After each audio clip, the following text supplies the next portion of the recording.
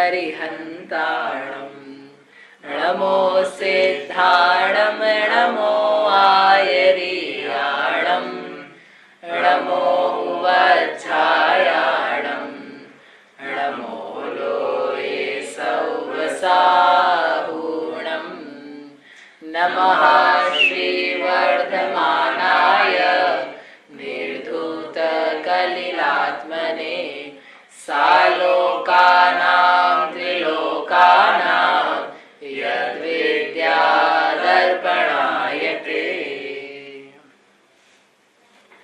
ये मांगलिक ग्रंथ है श्री रत्नकरण शारदाचार्य, इसके रचयिता आचार्य भगवान श्री समंतभद्र स्वामी हैं। इसके तृतीय अधिकार में अणुव्रतों का वर्णन है। अणुव्रतों के अंतर्गत अचौर्य अणुव्रत, उसकी अपन यहाँ बात कर रहे हैं।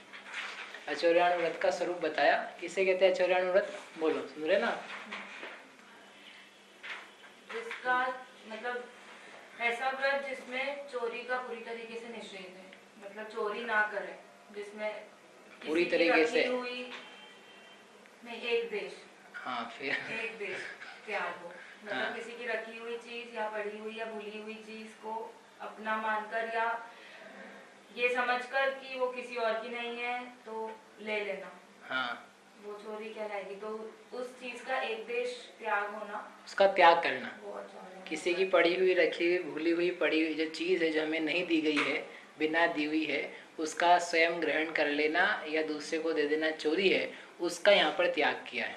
उस त्याग का नाम है अचौर्याणुव्रत, चोरी का एक देश त्याग। तो पूरा त्याग क्यों नहीं है? ये गृहस्थ है तो गृहस्थ जीवन में बिना पूछे चीज़ें अपने घर गृहस्थी में उठाने में, देने में, रखने में आ जाती है। उसके अलावा झरने आदि का पानी, मिट्टी वगैरह है, उसका ग्रहण होता है। उसके अलावा जैसे कल बताया था, कुटुंबी का धन वगैरह है, वो दिया नहीं है साक्षात, लेकिन वो भी ग्रहण करने योग्य हो सकता है यदि कोई उसका उत्तराधिकारी आदि नहीं है। इन अपेक्षाओं से इसका नाम है स्थूल त्याग, चोरी का। वास्तव में देखा जाए तो जिन जिनको नाम जगत में चोरी है, उसका तो पूरा त्याग हो गया। मतलब जिसके कारण से दंड वगैरह मिलता है, अपयश का भागी होता है, राजा इसको दंडित करके जेल आदि की आर्थिक रूप से हानि देता है, उन प्रकार की चोरियों का तो पूरा पूरा त्याग है। ठीक। अब ऐसा अचौर्याणुव्रत जो है, उसके 5 अतिचार बताए हैं। तो 5 अतिचार में से पहला देखा था चोर प्रयोग। चोर प्रयोग यानी चोरी के लिए प्रेरणा देना। तो अतिचार कैसे हुआ कि मैंने चोरी का स्वयं करने का त्याग किया है, इसलिए मैं तो चोरी नहीं कर रहा हूँ, मैं तो बस इसकी सहायता कर रहा हूँ, इस प्रकार की भावना रखे हुए है। तो वास्तव में चोरी कर भी नहीं रहा है स्वयं, तो इसकी अपेक्षा से व्रत का भंग नहीं हुआ। और अन्य को प्रेरणा इस प्रकार से दे रहा है कि वो चोरी करेगा तो उससे दुख पैदा होगा अन्य जीवों को, तो इसलिए व्रत का भंग भी है। तो ऐसा होने के कारण से क्या कह रहे हैं? अतिचार। इसके बारे में कल समझ लिया था। अपन पढ़ते हैं दूसरा। दूसरा क्या है? तदारता दान या चोरार्था दान। चोरार्थ, चोरी का जो सामान है उसका आदान। आदान यानी ग्रहण कर लेना, दान यानी होता है देना, आदान यानी ले लेना। चोरी का सामान खरीदना, ये क्या है? अतिचार। चोरी का सामान खरीदेगा क्यों? कि चोरी का सामान खरीदेगा तो कम दाम पे मिल जाएगा, तो इससे पूरे दाम पे देना मिलता है। ऐसे अपन चले जाते ना खरीदने के लिए, चोर मार्केट, चोर बाजार। हाँ, बाजार है ना, मार्केट। चोर बाजार जाते हैं लोग, दिल्ली जाते हैं, और कहाँ कहाँ है? इंदौर में भी है। अच्छा अच्छा, इंदौर का नहीं पता था मुझे। अच्छा, आपको अच्छा पता है? मेरा जानकारी है ऐसा।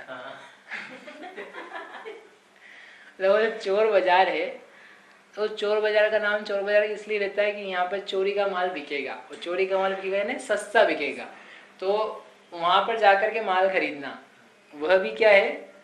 अतिचार। एक बात, स्वयं व्यापारी हो और व्यापारी माल बेचने के लिए चोर से माल खरीद ले, क्योंकि चोर आया। जैसे क्या, एक बार हम गए एक दुकान पे, एंटीवायरस खरीदने गया था, तो उस व्यक्ति के पास एक व्यक्ति लैपटॉप लेकर के आया बेचने के लिए। तो बोला मुझे लैपटॉप बेचना है, आज ही बेचना है, अभी हाल ही बेचना है। तो उसने कहा ठीक है देखता हूँ, 1 घंटे बाद आना। ठीक है 1 घंटे बाद आता हूँ, चेक कर लेना। तो वो 1 घंटे बाद आया और वो बोल रहा है कि मुझे पैसे तो मुझे इतना चाहिए। तो बोल रहा है कि मुझे रसीद चाहिए इसकी, तो बोला रसीद मेरी भोपाल में रखी हुई है, तो मैं तुमको शाम तक दे दूंगा, लेकिन पैसे मेरे को अभी आधे तो कम से कम दे दो तुम, मेरे को ज़रूरत है, नहीं तो मैं दूसरे की जाके बेचूंगा। मतलब बहुत देर तक उसका डिस्कशन चलता रहा।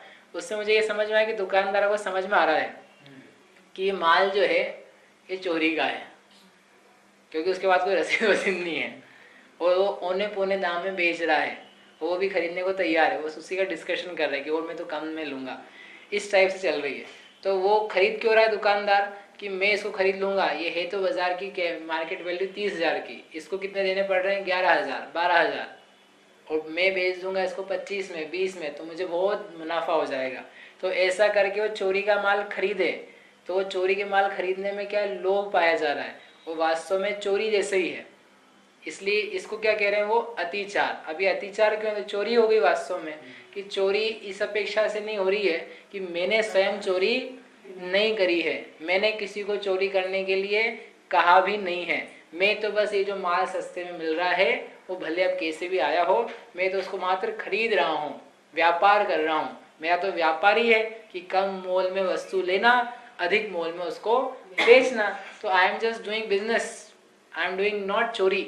मैं स्टील मतलब चोरी का काम नहीं कर रहा हूँ, ये भावना रखता हुआ वो काम कर रहा है, तो वो उसके लिए क्या है अतिचार। लेकिन देखने जाएं तो किसी व्यक्ति की अपेक्षा से अतिचार हो सकता है, लेकिन सामान्य व्यक्ति बुद्धिमान है तो वो जो चोरी आदि का व्यापार पहले नहीं करता था उसके लिए अतिचार नहीं है, वे चोरी का त्याग किया है, चोरी के माल का भी त्याग है, क्योंकि अल्टीमेटली रिजल्ट तो वही आ रहा है ना। क्या रिजल्ट आ रहा है कि आप चोरी में सहायक हो रहे हो, जिस व्यक्ति का चोरी हुई है सामान उसको दुख पहुंच रहा है आपके द्वारा, कि मैं नहीं खरीदूंगा तो दूसरा खरीद लेगा, तो वो दूसरा पाप का भागी होगा, तुम तो पाप के भागी नहीं बनो। और शासन की तरफ से भी देखें तो कल को वो चोर पकड़ा जाए और पकड़ा जाने के बाद में उससे पूछे माल कहाँ है, माल कहाँ है जो माल तुम चोरी कर लिए, तो वो बोलेगा मैंने माल उस दुकान पे बेच दिया। तो क्या होगा, उस दुकान वाले के पास आएंगे और उससे माल निकलवाए लेंगे, और उसके अलावा उस व्यक्ति को भी हिरासत में लिया जा सकता है। तुमने ऐसे कैसे खरीद लिया, कि ये बेचने आया था मैंने खरीद लिया, बिना रसीद की कैसे खरीद लिया, कितने मोल पे खरीदा, तुमको समझ में नहीं आता है क्या, हम सब समझते हैं कि तुमने कैसे लिया, तुम्हारी जरूर साठ गांठ है, तुम्हारी आपस में मिली भगत है, ये तुम चोरी करके लाता है, तुम इसका माल बेचते हो, तुम्हारी दुकान का सारा माल चोरी का है। ऐसा होकर के वो व्यक्ति को भी दंड मिलता है। तो ये सीधा चोरी नहीं कर रहा लेकिन फिर भी चोरी के अपराध में चला गया, इसलिए ये तो है चोरी जैसे ही। समझ में आया? तो फिर अतिचार क्यों कह रहे हो? अतिचार बताया ना, वो कल भी कहा था, कोई चोर व्यक्ति है, उसने व्रत ले लिए मतलब भाव से लिए, अब लेकिन सारा काम काज तो एकदम बंद नहीं हो गया, तो चोरी तो स्वयं ने पूरी तरह से करना बंद कर दी, बिल्कुल नहीं कर रहा है, लेकिन अन्य कोई जो इस प्रकार की बात है उसके कारण से क्या हुआ इसका, उसके कारण से काम का चलता रहे, तो इस प्रकार की चीजें पाई जा सकती है, तो पाई जाती है तो उस समय उसको अतिचार लग रहा है, अनाचार नहीं हो रहा है। और सामान्य व्यक्ति ऐसा करने लगे तो उसके लिए तो क्या है, अनाचार ही है। चोर मार्केट में जाके बाहर माल नहीं खरीद लेना कभी, भले कितने सस्ते में मिले, क्योंकि सस्ते में मिल रहा है इसका मतलब पाप तेजी से लग रहा है। सस्ता माल खरीदना चोरी नहीं है, माल सस्ता कोई खरीदे जो व्यक्ति खुद ही दे रहा है वो चलेगा, लेकिन जब दिख रहा है सामने के सामने कि ये इतने मूल्य का नहीं है, जरूर कोई कारण है कि जिसके कारण से ये इतने हल्के दाम पे बेच रहा है और छुपा के बेच रहा है, रसीद आदि नहीं दे रहा है, तो जरूर इसमें कुछ गड़बड़ है। तो कितना ही लाभ हो ऐसे वस्तु को तो दूर से ही त्याग देना, विपत्ति है वह, भले कोई पकड़ के ना ले जाए, पुलिस ना पकड़ के ले जाए, लेकिन कर्म रूपी पुलिस से अपन कहाँ बच पाएंगे। अपना सामान को चुरा के ले जाए और चोर पकड़ में आ जाए लेकिन वो सामान नहीं मिले तो क्या मतलब। तो वो कोई ले गया खरीद के, सस्ते दाम पे ले गया, किसी थर्ड पर्सन के पास चला गया, तो अपना दुख तो वैसा का वैसे बना हुआ है ना। इसलिए चोरी ना करने लायक, ना प्रेरणा देने लायक, और ना चोरी का माल खरीदने लायक। गाड़ी मिल जाए सस्ते में तो खरीद लेनी चाहिए ना चोरी की। क्यों? 1 करोड़ की कार आपको 5 लाख में दे देते हैं तो खरीद लोगे कि नहीं? हम 5 लाख कहाँ से लाएंगे? 5 लाख दिलवा देंगे आपको, तो लेना है कि नहीं लेना उसको? क्यों? इतने पैसे बच जाएंगे ना अपने, 95 लाख रुपए, इतने सारे रुपए बच जाएंगे। क्यों बेटा? खरीदना कि नहीं खरीदना चोरी का माल?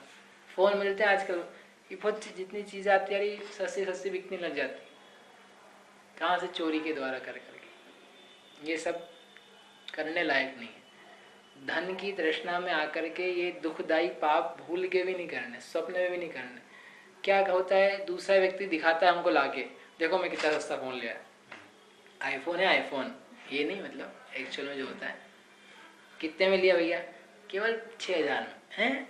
6000 में कहाँ मिल रही है आईफोन? मेरे को ही बताओ। अरे वो सब अपनी थोड़ी सेटिंग है इधर उधर से। अरे भैया मेरे को भी। अरे तेरे को 6000 में मर जाएगा तू, 50 का 6 में ले लेगा, 40 के जितने का भी आता है। लेकिन दुख कितना उपज रहा है, किसके दुख को तू बार बार कुरेद रहा है। जितनी बार फोन को यूज करेगा उतनी बार उसकी याद आएगी कि ये किसी का इस टाइप का लिया हुआ फोन है, वो दुख को पहुंचा रहा है उसके। जिसका गुमा है, जिसका खोया है, जिसके घर से चोरी गया है, उसका दर्द हर समय बना हुआ है। उस दर्द का मतलब प्राणी है, किसी प्राणी का खून है तुम्हारे हाथ में। वो सामान नहीं है अकेला, वो रक्त है उसका, उसके हाथ से रंगा हुआ। चोरी की घड़ी पहन ली, चोरी करके लाया और पहन रखी है, तो चोरी करते समय पाप नहीं लगा। जितने समय उस घड़ी में देखेगा, जितने समय बार बार याद आएगी, हर समय पाप बांधेगा।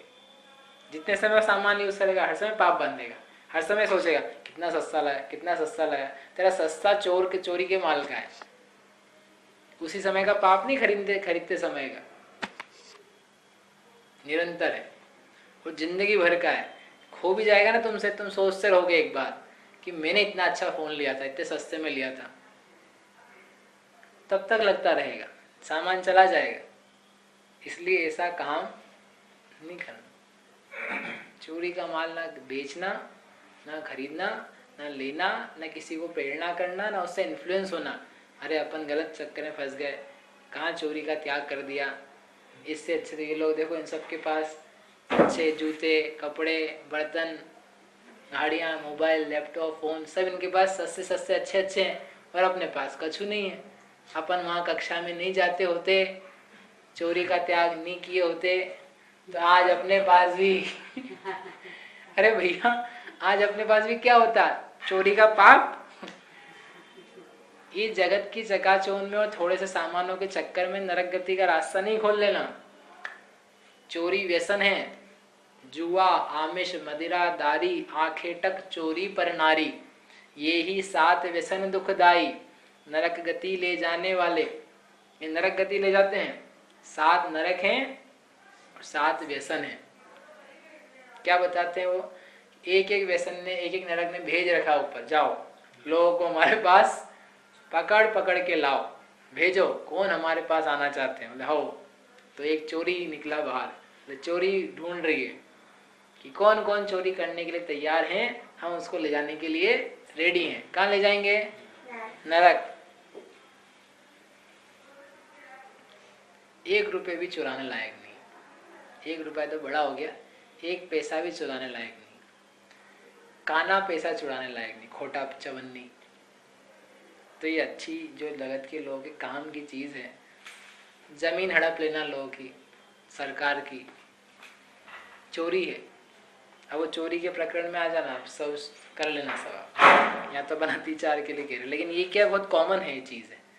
अपने को ऐसा लगता नहीं कि हमने आज तक की होगी, लेकिन आप थोड़ा सा विचार करोगे, यदि अपन ने इस टाइप के काम किए हैं, तो वो चोरार्थादान, चोरी के लिए चोरी का जो सामान था वो खरीद लिया तो प्रेरणा हो गई। चोरी का माल नहीं खरीदेंगे कोई तो प्रेरणा भी नहीं मिलेगी लोगों को। बिक ही नहीं रहा माल, वे चोरी कर तो लाए लेकिन खरीद बेचेंगे इसको, क्योंकि वो चोरी के लिए था ना खरीदा, उसने चोरी करी है, वो तो धनाधिक के लिए करा है। कोई खरीदेगा ही नहीं तो चोरी नहीं होगी, चोर को प्रेरणा नहीं मिलेगी चोरी की। इसलिए ऐसा कार्य नहीं करना। करता है तो ऐसे व्यक्ति के लिए जो उस बैकग्राउंड से आया है, इस टाइप के व्यक्ति के लिए तो अतिचार है, और सामान्य व्यक्ति जो बुद्धिमान है उसके लिए तो अनाचार जैसा है। इसमें 9 कोटि पूर्वक त्याग भी रहता है। अभी 9 कोटि पूर्वक त्याग नहीं किया है, इसलिए 9 कोटि यहाँ नहीं लगाई, वो हिंसा में लगाई। समझ में आए? दो, पहला कौन सा था? चोर प्रयोग, दूसरा चोरार्था दान, और वो यह शब्द याद नहीं रहे तो चोरी का माल ग्रहण करना, या तो स्वयं प्रयोग के लिए ग्रहण करना अथवा व्यापार में बेचने के लिए जिससे अधिक मुनाफा हो जाए, इसके लिए ग्रहण करना, वो दोनों ही क्या है? चोरार्था दान। तीसरे का नाम यहाँ पर दिया है विलोप। विलोप का अर्थ क्या है? उचित न्याय को छोड़कर अन्य प्रकार के पदार्थ का ग्रहण करना, इसे विलोप कहते हैं। इसका दूसरा नाम है विरुद्ध राज्यातिक्रम। क्या मतलब है? उचित न्याय को छोड़कर अन्य प्रकार से पदार्थ का ग्रहण करना विरुद्ध राज्यातिक्रम नाम का अतिचार है। कैसे होता है विरुद्ध राज्यातिक्रम? कि राज्य अलग अलग हैं, देश हैं अलग अलग, उनमें विरोध है।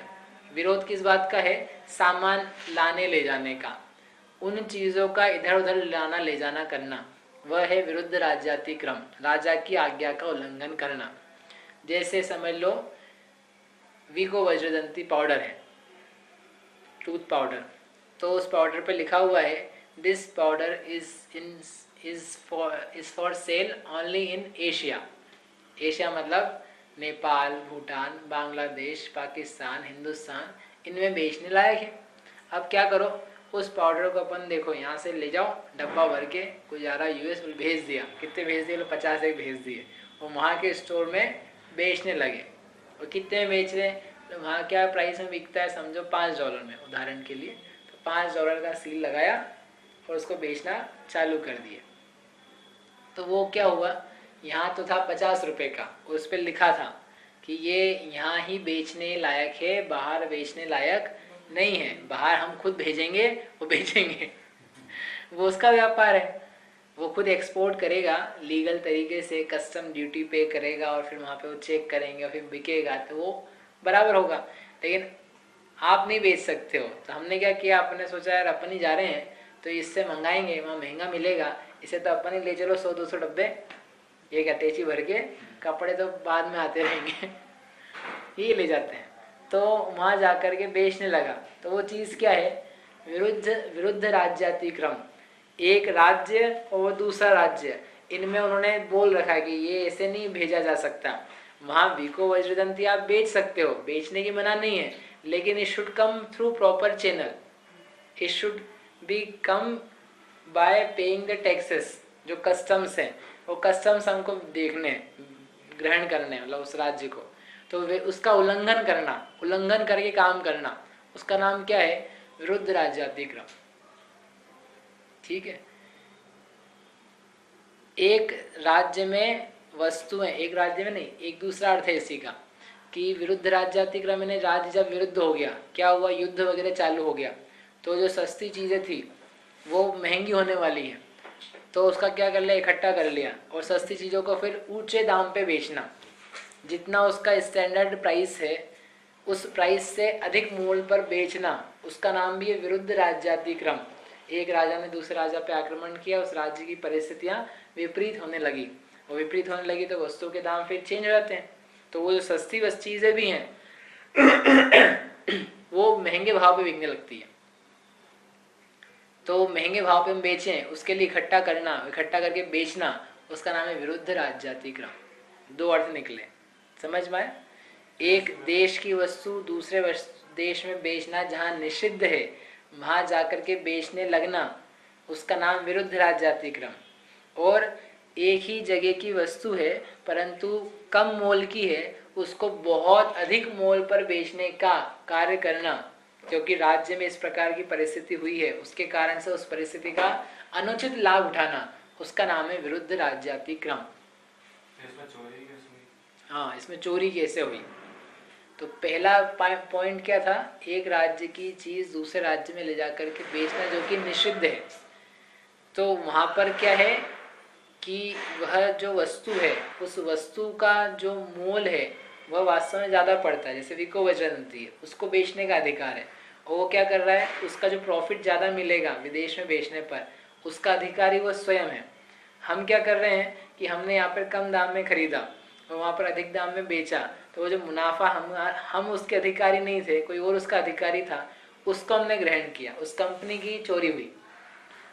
टैक्स नहीं चुकाया कस्टम सरकार को, तो उस सरकार के प्रति भी चोरी हुई। वो वहाँ पर आकर के चेक करे, अमेरिका का अधिकारी उस स्टोर में जाकर के चेक करे क्या बेच रहा है ये विको वज्रदंती, ठीक है निकालो, इसके ऊपर क्या लिखा हुआ है, this item is not in sale outside of India, outside of Asia, और आप एशिया के बाहर होकर के इसको बेच रहे हो, मतलब ये सही नहीं सामान बेच रहे हो, इसलिए आपको क्या मिलेगा, अब दंड। क्या दंड मिलेगा, आपकी दुकान बंद हो जाएगी, आपको आर्थिक जुर्माना देना होगा, आपको आपने जितनी टैक्स चोरी करी है वो सब भरनी पड़ेगी, उसके अलावा आपको विको वज्रदंती वाले को भी जवाब देना पड़ेगा, ये सब होगा।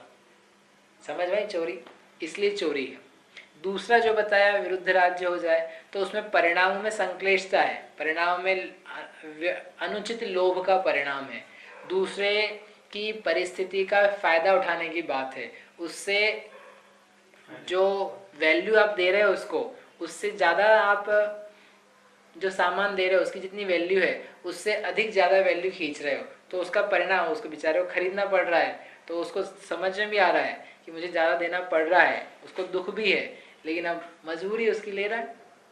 जैसे कल कहा था ना टैक्सी रिक्शा वाले का, हमको मजबूरी तो लेना पड़ती है, लेकिन हमको लगता है ना हम ठगाए गए, ऐसे ही उस व्यक्ति की मजबूरी उस समय की, अब कुछ और साधन नहीं है, कम चीज़ की, कम मोल की वस्तु खरीदी जा रही है, लेकिन वो उसकी मजबूरी है, उसको दुख हो रहा है, वो योग्य नहीं है। आपने कम में ही खरीदी थी, उसका मूल्य भी योग्य कम ही था, लेकिन बहुत ज़्यादा आपने बढ़ा दिया उसका। जैसे हुआ था ना एक बार, प्लेग हुआ भारत में, प्लेग नाम की बीमारी फैली, तो प्लेग नाम की बीमारी फैली तो जो प्लेग का इंजेक्शन है, दवा आती है, अब सामान्य रूप में तो बिकती नहीं है, उसका मूल्य साधारण ही था। अब लेकिन जब प्लेग फैला तो लोगों ने उसकी जो दवा थी, अब कम पड़ने लगी दवा, तो जो कम दवा थी तो उसको ऊंचे ऊंचे मोल पर भेजना चालू कर दी, तो वो योग्य नहीं है। आपकी दुकान है और जिस मोल की है उसमें जितना प्रॉफिट है आपका सामान्य जो रहता है 10-15-20% what ever it could be, जो रेगुलर है उसको लो, उसको लेकर के, लेकिन इसको तो तुम डबल तिबल चौबल पता नहीं कितने भाव पे बेचना चाहते हो, जो उसका शासकीय मूल्य भी नहीं है, और पकड़े जाओ तो दंड भी है, तो वो योग्य नहीं है, वह चोरी के अंतर्गत। समझ में आया चोरी क्यों है, ठीक है। तीसरा हो गया, तीसरा क्या, विरुद्ध राज्यातिक्रम। चौथा क्या है, सदृश सन्मिश्र। सदृश सन्मिश्र मतलब समान समान को मिला लेना, मिला करके बेचना। जैसे घी में चर्बी मिला देना, और हल्दी में क्या मिलेगा, हल्दी में क्या मिलाते हैं, जो भी पीला पीला मिला देते हैं, काली मिर्ची में पपीते के बीज मिला देना, और मावे में आलू मिला देना, तेल में और कच्चा तेल जो हीन मूल्य का, कम मूल्य का, वो मिला देना, वो मिला करके बेचना, दूध में पानी मिला देना, ये मिला करके बेचना, इसका नाम क्या है, सदृश सन्मिश्र नाम का अतिचार। मिलावट करना अपनी भाषा में मिलावट करके बेचेगा तो वो क्या है, वो चोरी है।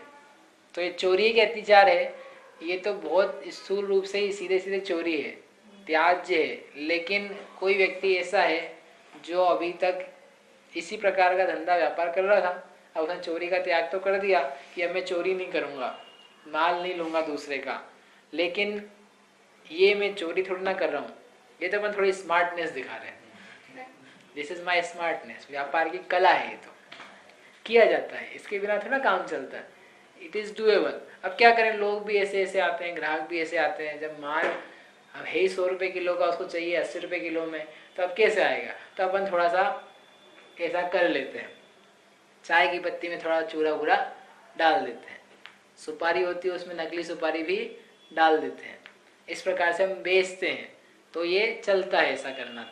तो ऐसा करना वो क्या है, अतिचार। मैं चोरी तो नहीं कर रहा हूँ, लेकिन बस व्यापार की कला मात्र करता हूँ, मैं थोड़ी बहुत मिलावट ही कर रहा हूँ, इसमें मैंने कुछ चुराया नहीं है, ऐसा सोचते हुए वो कर रहा है, तो उसका नाम क्या है, अतिचार। आप मत करने लग जाना। और आप बोले तो अतिचारी तो आपने अच्छा, ये अच्छे रास्ते खोल रखे हैं कि चोरी तो मना है, मिलावट करना तैयार है। कि भाई किसी, ये बहुत मतलब व्यापकता से कहा, मैंने एक बार कह चुके इस बात को कि बहुत अलग अलग जीवों की अपेक्षा से कहा है।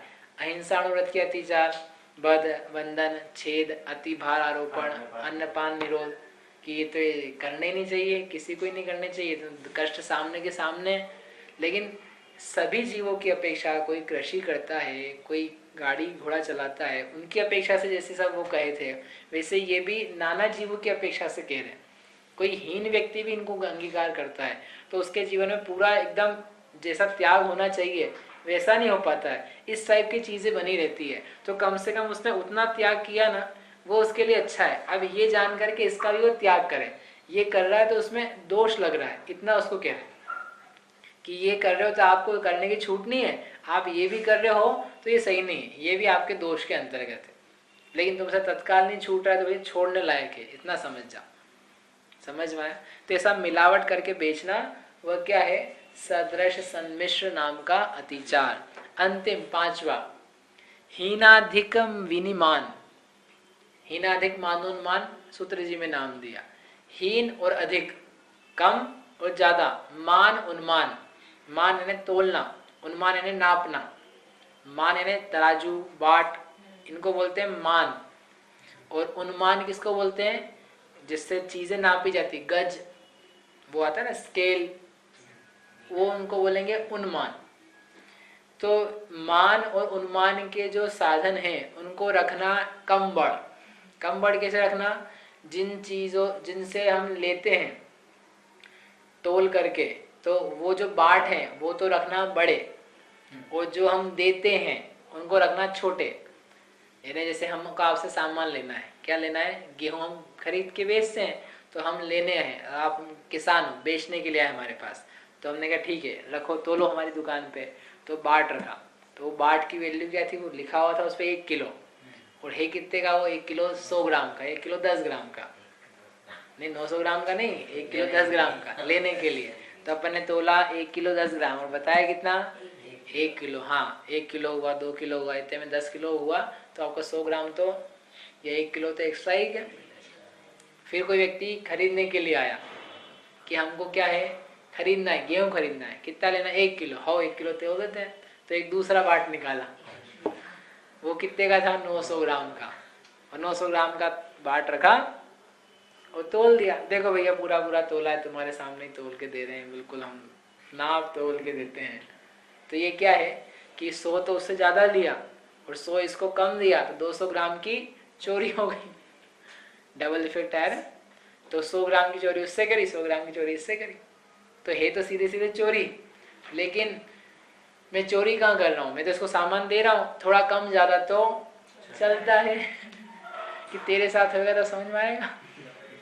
लेकिन इस प्रकार वो सोच रहा है कि मैं चोरी नहीं कर रहा हूँ, पूरी पूरी कोई चोरी नहीं कर रहा हूँ, ये तो व्यापार में इस प्रकार का काम किया जाता है, सभी लोग करते हैं, इसलिए हम भी कर रहे हैं, इसमें कोई दोष नहीं है, ऐसा सोचता हुआ वो कर रहा है, तो उसका नाम है अतिचार।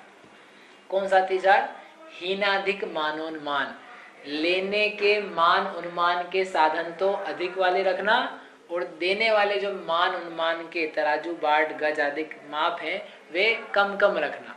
कपड़ा बेचने आया कोई, तो अपने पास जो गज है तो वो है 1 मीटर और 10 सेंटीमीटर ज़्यादा, 15-20 सेंटीमीटर ज़्यादा, उससे नापा, और देने वाले के लिए कम नाप के दिया दूसरे किसी माप से, वो कहलाता है हीनाधिक मानोन्मान या हीनाधिक विनिमान। ये 5 अचौर्यानुव्रत के अतिचार हैं जो कि त्याज्य है। अतिचार है मतलब ग्रहण करने योग्य नहीं है, छोड़ने लायक। तो जो ऐसा बताया कि जिनका बिजनेस ऐसा है उनके लिए अतिचार है। जिनका बिजनेस नहीं, जो पहले चोर था, नहीं, जैसे इसका बताया कि जिसका इसका काम है हाँ अनाज वगैरह का, तो हाँ। वो तो करता ही है। तो करता तो उसको करने लायक नहीं है। अतिचारी ना उसका हाँ। मतलब कि ये अनाज जगह किसी और व्रती और ये वो काम करता है तो उसके लिए तो अतिचार है। वर्तमान में कोई करे ना तो उसके वो चोरी है उसके लिए। व्रत लेके। हाँ चोरी है वो, क्योंकि ये इतनी बुद्धि तो ये जितने व्यापारी वर्ग हैं इनको इतनी बुद्धि है कि ये जो हम कर रहे हैं ये ठीक नहीं है और मैं पकड़ा जाऊंगा तो दंड ही मिलेगा। सरकार इसके लिए बहुत प्रयास करती है कि जो मापदंड हैं मतलब नापने तोलने के वो बिल्कुल बराबर हो, वो चेक करती है, उनका चेक करना काम है। और वो रिश्वत आदि खिला दे वो काम चलता है वो अलग बात है, लेकिन वो काम है उसका। और यदि वो सही नहीं पाया जाए तो आपको दंड मिलेगा। तो वो हर चीज़ जिसमें सामने दिख रहा है कि दंड मिलता है और अपन उससे बचने का प्रयास कर रहे हैं तो इसका मतलब वो चोरी है और इसलिए उसके लिए चोरी के अंतर्गत ही जाएगा। ये तो क्या है कि कोई ऐसा राज्य हो जहाँ ऐसी वो बातें चलती है, उसकी बुद्धि इतनी नहीं है, वो ऐसा सोच रहा है कि देखो हम चोरी नहीं कर रहे हैं, मतलब कम बुद्धि का व्यक्ति है तो उसकी अपेक्षा से अतिचार है। और आपकी तो बुद्धि इतनी है, आपको समझ में आता है कि मैं मिलावट कर रहा हूँ, वो बचा बचा के कर रहा हूँ, अगर पकड़ा जाऊँगा तो दंड मिलेगा। और जो फूड चेक करने वाला आता है उसको मुझे रिश्वत खिलानी पड़ती है निकालने के लिए, तो तुम एक पाप पे तो दूसरा पाप तो कर रहे हो, तो चोरी तो चल ही रही तुम्हारी। नहीं तो जैसे अहिंसा व्रत था तो उसमें था कि कोई ऐसे बैल को मारे किसान तो उसके लिए अतिचार हुआ। तो बेल नहीं, बेल को मारने में अतिचार नहीं कहा था हमने, दुर्भाव से मारे, बुरे परिणाम से मारे तो अतिचार था, मारने में अतिचार नहीं था वहाँ। आप पढ़ना फिर से कि मारना, उसका भोजन रोक देना, उसको बांध देना, ये अतिचार नहीं है क्योंकि ये तो उसका काम ही है, करेगा ही वो। लेकिन इसमें वो दुर्भाव और लग जाए तो अतिचार है। यहाँ पर अब ये नहीं कह रहे कि दुर्भाव से काम करे, ये तो काम ही साक्षात अतिचार है उस व्यक्ति के लिए जो ही कम बुद्धि का है। और जो बुद्धिमान हो तुमको पता है तुम उससे और बचने का, उसके दंड से बचने का प्रयास कर रहे हो, छिपाने का प्रयास कर रहे हो, तो इसका मतलब तुम्हें ज्ञात है अच्छी तरीके से कि ये चीज़ क्या है, हम क्या कर रहे हैं, फिर भी तुम कर रहे हो, इसका मतलब ये चोरी पक्की है। ये स्थूल चोरी ही है जो सामने के सामने कोई भी कह देगा कि तुमने व्रत ले रखा है और तुम मिलावट करके बेचते हो, तुम व्रत ले रखा है और तुम ये हमको कम बाट का दे रहे हो, कम नाप तोल के दे रहे हो, ये तुम कैसे व्रती हो। मतलब इस पर तो जैन शासन पे कलंक लगने लग जाए। जैन तो प्रामाणिक होते हैं, बिल्कुल सही वस्तु देते हैं, बराबर देते हैं, नो नाप तोल के काम करते हैं, तो ये तो कलंक है। ये बहुत भिन्न टाइप के व्यक्ति के लिए अत्याचार समझना, ठीक। इसलिए अपने लिए अत्याचार नहीं लगेगा, अपने लिए तो अनाचारी हो जाएगा। तो अपन तो ऐसा काम नहीं करें, अपने सामने समझ में आता है ना प्रयोग, चोरी की प्रेरणा, चोरी का माल खरीदना, ये सब दंडनीय अपराध है हर देश, हर क्षेत्र, हर काल में। ऐसा जान करके ये व्रत हम धारण करें। अब आगे आएगा ब्रह्मचर्याणु व्रत, महत्वपूर्ण ब्रह्मचर्याणु व्रत, वो पढ़े। जावाणी के ज्ञान ते सूझे लोकालोक, सोवाणी मस्तक नभो सदा ते तो